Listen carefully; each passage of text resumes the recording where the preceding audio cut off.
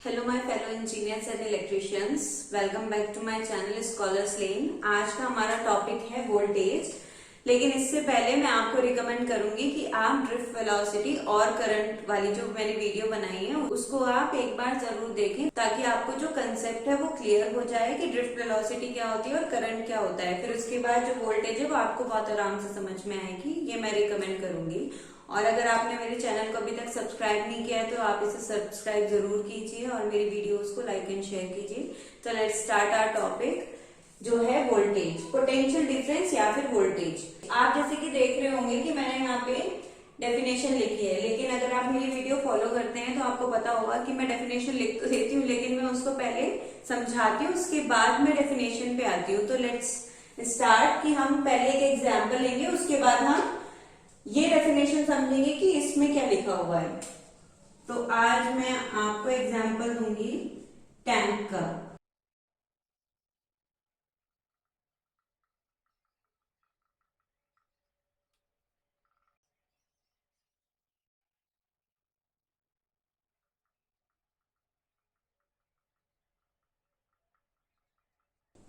जैसे कि मैंने यहाँ पे दो डायग्राम बनाए हैं, तो आपको इसे समझ में आ रहा होगा कि ये जो दोनों टैंक हैं इनका जो लेवल है वो इक्वल है, और ये जो दोनों टैंक है इनका लेवल जो है, पानी का लेवल जो है वो थोड़ा सा अप एंड डाउन है। तो आपको क्या लगता है कि ये वाला जो टैंक है दोनों, इनमें जो पानी है, मान लीजिए इसका लेवल सिर्फ इतना ही है, मतलब इसमें पानी इतना ही आ सकता है और बाहर से कोई एक्सटर्नल सोर्स है नहीं, तो आपको क्या लगता है ये पानी ट्रांसफर होगा? नहीं होगा। क्यों नहीं होगा? क्योंकि इन दोनों के जो लेवल्स हैं वो अपनी लिमिट तक पहुंच चुके हैं। लेकिन यहाँ पे हम क्या देखते हैं कि ये जो टैंक है आपका ये फुल भरा हुआ है, लेकिन ये वाला जो टैंक है ये फुल से थोड़ा कम है। तो अब यहाँ पे आप देखोगे अगर पानी चलता हुआ होगा तो यहाँ पे ये ट्रांसफर हो सकता है, इस टैंक में और ज्यादा कैपेसिटी है भरने की, तो ये और ज्यादा भर सकता है ना। तो हम क्या कहेंगे, ये जो है हमारा हाई लेवल से लो लेवल तक हमारा जो वाटर है वो फ्लो करता है। ठीक है, लेट्स सपोज मैंने एक यहाँ पे टैंक ले लिया, यहाँ पे मैंने इसमें एक टैप लगा दी। ठीक है, अब यहाँ पे मैंने इसमें एक वॉल्व लगा दी। अब क्या होगा, ये जो टैंक है ये पूरा भरा हुआ है। अब मैं जितनी टैप को खोलती जाऊंगी उतना ही पानी का प्रेशर रहेगा। आपने देखा होगा जब घर पे आप टैप को यूज करते हैं तो जितना आप टैप खोलेंगे उतना ही स्पीड से पानी आएगा। ऐसे ही यहाँ पे है, जितना आप टैप खोलेंगे, जितना आप फोर्स लगाएंगे, उतना ही जो पानी है वो यहां से निकलेगा, आउटलेट एरिया में। ठीक है, अभी हम बात करते हैं अपने इलेक्ट्रॉन्स की। तो जैसे कि मैंने आपको करंट वाले टॉपिक में भी वाटर का एग्जाम्पल लेके समझाया था, ऐसे ही मैं यहाँ पे भी वाटर का एग्जाम्पल मैंने लेके समझाया। अब मान लेते हैं यहाँ पे कोई एक बॉक्स रखा हुआ है,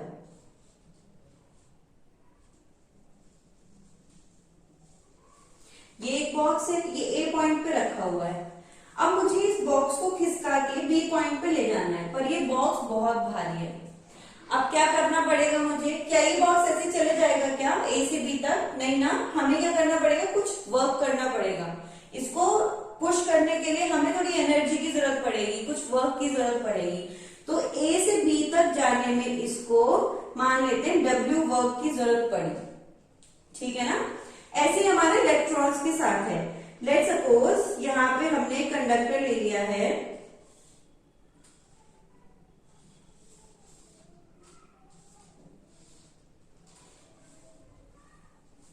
ये हमारा एक कंडक्टर है और इसमें जो हमारे इलेक्ट्रॉन्स है वो फ्री इलेक्ट्रॉन्स है।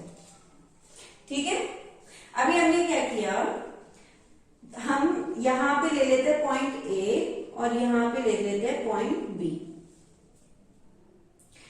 अब देखिए, ए से बी तक ले जाने के लिए कुछ वर्क करने की जरूरत पड़ेगी।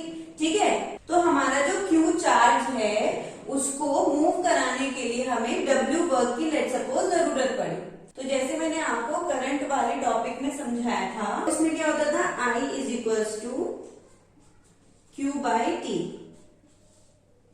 है ना। कितना चार्ज कितने टाइम में फ्लो हो रहा है उसे हम करंट कहते हैं। अभी हम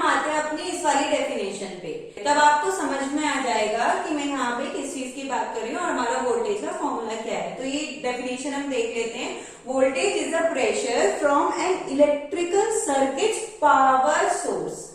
मतलब जो हमारा वोल्टेज होता है वो एक प्रेशर होता है इलेक्ट्रिक सर्किट के पावर सोर्स से जो दिया जाता है, दैट पुशेस चार्ज्ड इलेक्ट्रॉन्स, मतलब कि जो चार्ज इलेक्ट्रॉन्स को पुश करने में करते हैं थ्रू अ कंडक्टिंग लूप। जैसे मैंने यहाँ पे आपको बताया कि ये जो चार्ज है हमारे वो ए पॉइंट से बी पॉइंट तक फ्लो करने के लिए उनको क्या पुश करने के लिए एक एनर्जी चाहिए होती है, तो वो हमें पावर सोर्स से मिलती है।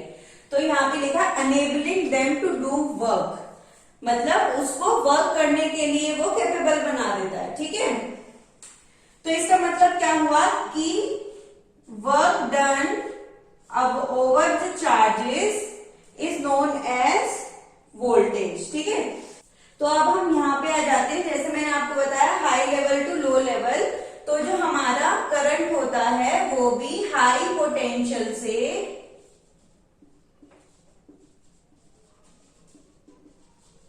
लो पोटेंशियल की तरफ फ्लो होता है। ठीक है, अभी जैसे अगर आपने मेरे इलेक्ट्रिक करंट वाला टॉपिक देखा होगा तो आपने उसमें देखा होगा कि मैंने बोला था जिस साइड पे इलेक्ट्रॉन्स मूव करते हैं उसके ऑपोजिट साइड पे इलेक्ट्रिक करंट मूव करता है।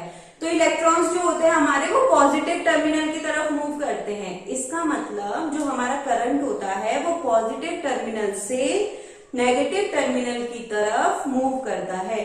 इस बात को आप नोट डाउन जरूर करना क्योंकि ये बहुत इंपॉर्टेंट पॉइंट है और स्टूडेंट्स को बहुत कंफ्यूजन होता है कि करंट की जो डायरेक्शन होती है वो किस साइड से किस साइड होती है। या तो आप इलेक्ट्रॉन्स की डायरेक्शन याद कर लीजिए कि इलेक्ट्रॉन्स की direction towards the positive terminal होती है, या फिर आप इलेक्ट्रिक करंट की डेफिनेशन याद कर लीजिए कि इलेक्ट्रिक करंट पॉजिटिव टर्मिनल से नेगेटिव टर्मिनल की तरफ फ्लो करता है। ठीक है, मतलब हाई पोटेंशियल से लो पोटेंशियल की तरफ फ्लो करता है।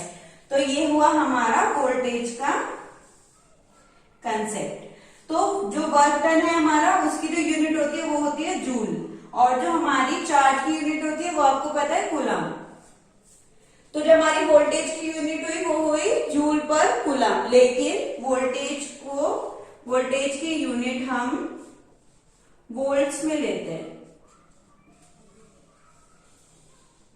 क्यों लेते हैं वोल्ट्स में? क्योंकि एक इटालियन फिजिसिस्ट थे जिनका नाम था अलेक्जेंड्रो वोल्टा, मतलब वोल्टेज को डिफाइन किया था। तो उनको अप्रिशिएट करने के लिए वोल्टेज की जो यूनिट है उसको वोल्ट्स में रखा गया है। तो आई होप कि आपको ये पूरी की पूरी डेफिनेशन बहुत अच्छे से समझ में आई होगी, आपको ये कंसेप्ट अच्छे से समझ में आया होगा। And I have written here it is measured in volts. ठीक है, एक और इम्पोर्टेंट बात मैं आपको बताना चाहूंगी कि इलेक्ट्रिकल में कुछ टाइम पहले जो ये वोल्टेज है इसको इलेक्ट्रोमोटिव फोर्स के नाम से जाना जाता था। हिंदी में इसको विद्युत वाहक बल भी बोलते हैं। तो अगर कहीं पे आप वोल्टेज की जगह ई लिखे हुए भी देखें तो कंफ्यूज ना हो, वो भी सेम ही होता है वोल्टेज। और पोटेंशियल डिफरेंस, वोल्टेज, ईएमएफ मतलब इलेक्ट्रोमोटिव फोर्स तीनों इक्वल हैं, तीनों एक ही हैं।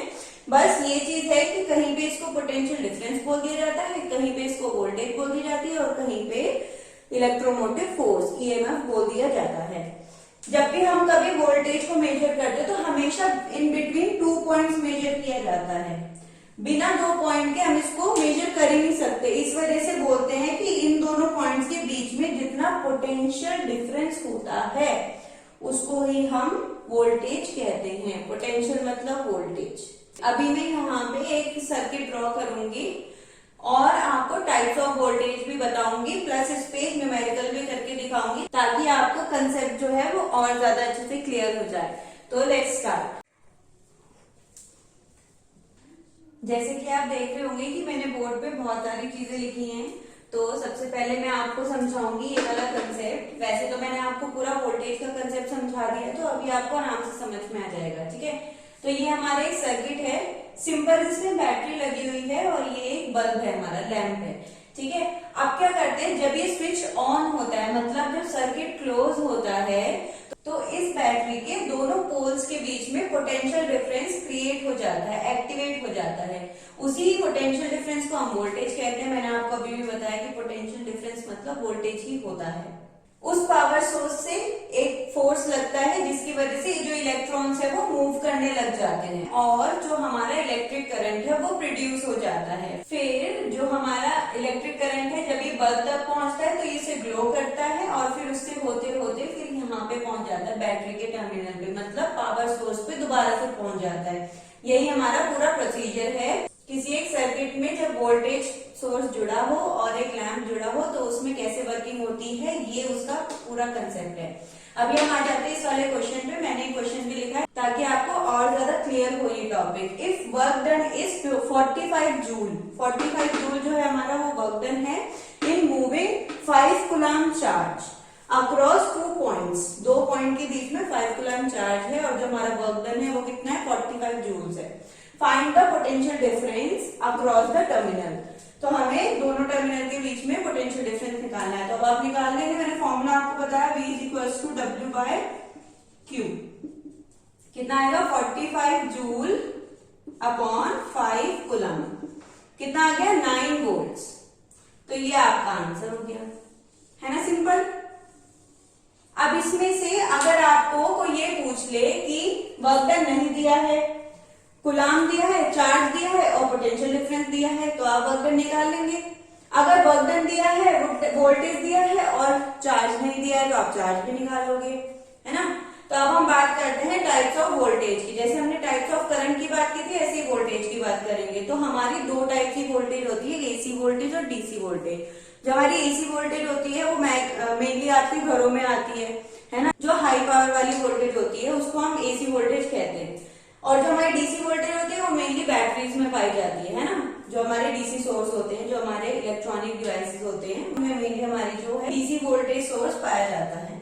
तो अभी हम देख लेते हैं, बात करते हैं पहले डीसी वोल्टेज की, direct current voltage. A voltage that is constant in time known as DC voltage. मतलब जो वोल्टेज टाइम के साथ साथ कांस्टेंट हो उसको हम डीसी वोल्टेज कहते हैं। ऐसे AC voltage, a voltage which is vary sinusoidally with time known as AC voltage। मतलब जो टाइम के साथ साथ वैरी करे उसको हम AC वोल्टेज कहते हैं।